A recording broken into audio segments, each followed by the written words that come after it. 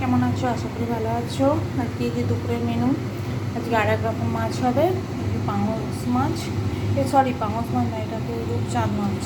যে মাছটা ভেজে নিয়েছি, ভাজা হয়ে গেছে। আর এখানে এই যে আমের শুকনো করা, সেটাকে ভিজিয়ে দিয়েছি। আর এখানে জিরে সর্ষে মাখবো মাছটা, মানে টক ঝাল হবে আর কি, আম শুধু দিয়ে টক ওটা রান্না করবো।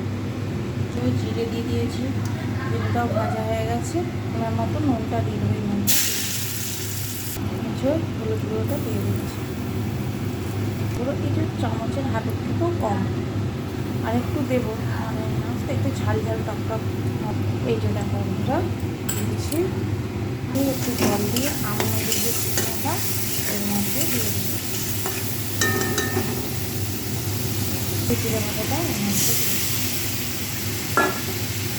খেতেও ভালো লাগে, ঠিকঠাকই হয়, টক ঝাল ভালো লাগে খেতে। আর খুব তাড়াতাড়ি রান্নাটাও হয়ে যায়।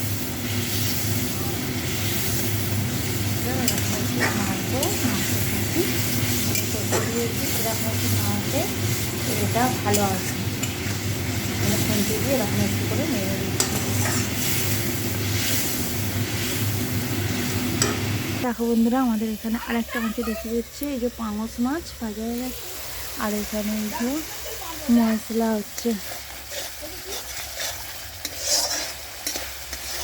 কেমন লাগছে দেখো বন্ধুরা মশলাটা। জল দেওয়া হয়ে গেছে, এবার ঝোলটাকে ভালো করে ফুটতে দেওয়া হবে। এই মাছটাই যে হচ্ছে কাঠের উনুনে হচ্ছে, দেখো বন্ধুরা। মাছের যা বড় মাথা, ধনে পাতাটা দিয়ে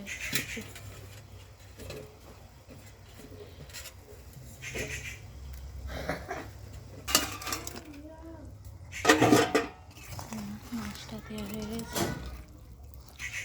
দিয়ে ভালো করে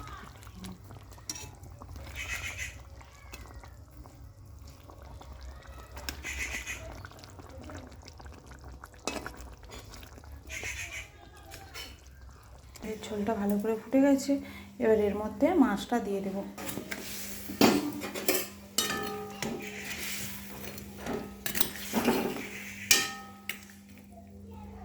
আর এর মধ্যে এই যে উপর থেকে নামানোর আগে একটু সরষে বাটা একটু দিয়ে দেবো, দিয়ে দিয়েছি।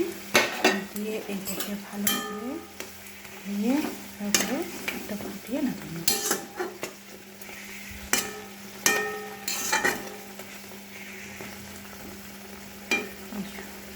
বন্ধুরা আমাদের রেডি হয়ে গেছে। এবার পাঙস মাছের